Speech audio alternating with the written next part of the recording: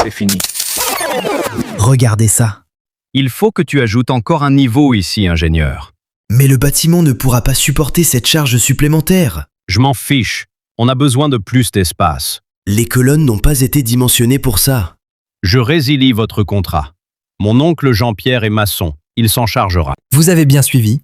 Eh bien, je vous le dis maintenant, c'est fini. Vous voulez savoir pourquoi?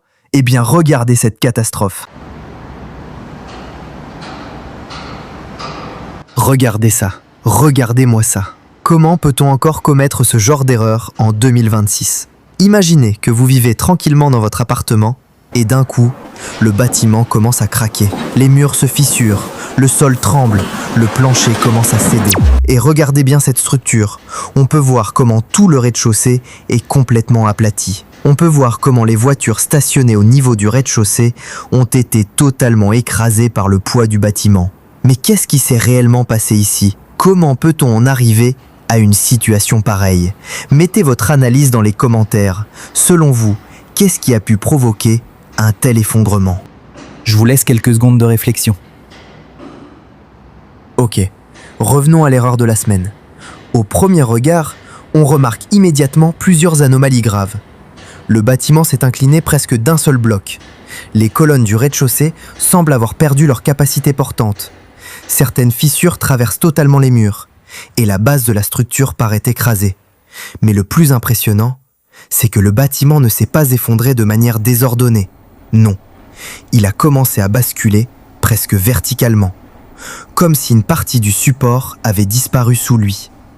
Et c'est justement ça qui nous donne un énorme indice sur la véritable origine du problème.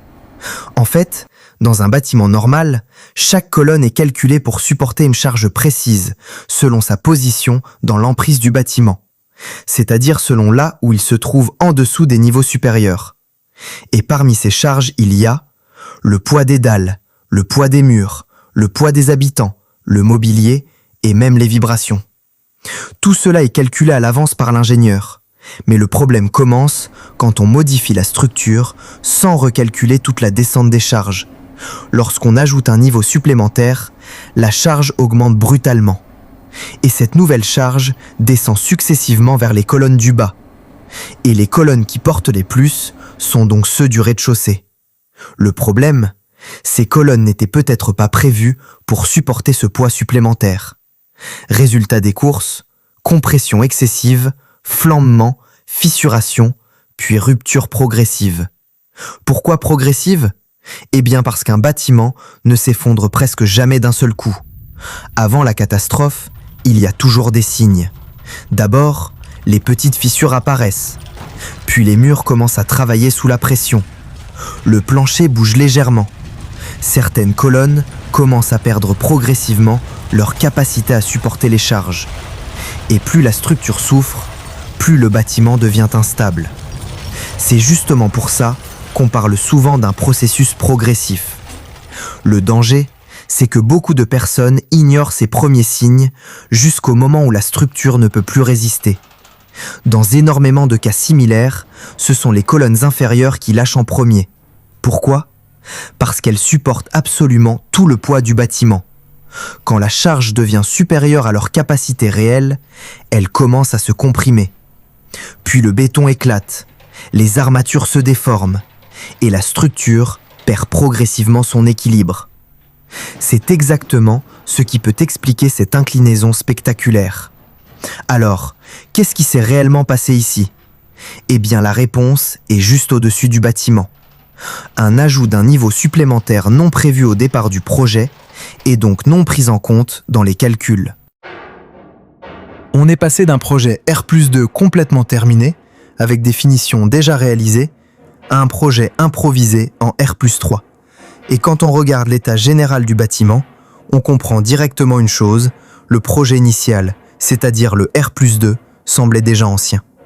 Le bâtiment avait probablement passé plusieurs années debout sans problème. Alors ils se sont dit, ça fait longtemps que le bâtiment tient, il a déjà trouvé son équilibre, on peut sûrement ajouter un niveau. Et le plus fou, c'est qu'au début, ils ont même cru que ça allait marcher. Parce que la toiture du nouveau niveau avait déjà été posée. Le chantier avançait, tout semblait normal. Puis un jour, tout s'effondre. Et c'est là qu'on comprend une chose extrêmement importante. Dans le génie civil, une petite modification peut complètement changer le comportement d'un bâtiment. Ajouter un étage, ce n'est pas simplement poser des briques en haut, c'est modifier toute la descente des charges, toute la répartition des efforts, tout l'équilibre de la structure. Donc s'il vous plaît, chers clients, arrêtez de remplacer les ingénieurs par vos oncles Jean-Pierre, soi-disant maçons-ingénieurs. Nous ne faisons pas plusieurs années d'études difficiles pour rien. Le calcul structurel, ce n'est pas de la magie, ce n'est pas de l'improvisation, et surtout, ce n'est pas du hasard. Bon, je l'ai dit une fois, je ne le redirai plus, promis. Allez, parlons maintenant des solutions. En fait, vous savez quoi? Je vous ai laissé plusieurs indices tout au long de cette vidéo. Donc pour ceux qui ont été vraiment attentifs, vous avez sûrement déjà aperçu une solution possible. Parce qu'en réalité, lorsqu'on veut ajouter un niveau supplémentaire sur un bâtiment, alors que les éléments inférieurs n'ont pas été dimensionnés pour ça, il existe des méthodes techniques que les ingénieurs utilisent pour corriger certaines structures et les renforcer. D'ailleurs, il y a un nom à ça. Mettez-le dans le commentaire si vous l'avez détecté.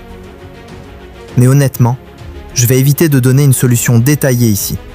Parce que certains profanes qui se prennent déjà pour des ingénieurs risquent d'essayer de reproduire ça eux-mêmes et finalement provoquer encore plus de dégâts.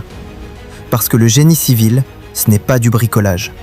Chaque bâtiment possède ses propres charges, ses propres contraintes, ses propres fondations, ses propres faiblesses structurelles. Donc une solution qui fonctionne sur un bâtiment ne fonctionnera pas forcément sur un autre.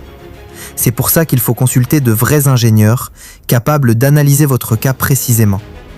Évitez les faux ingénieurs, évitez les improvisations. Appelez de vrais professionnels, des personnes formées pour vous donner de véritables solutions adaptées à votre structure. Et justement, nous sommes prêts à vous accompagner. L'adresse mail de notre entreprise se trouve dans la description de cette vidéo.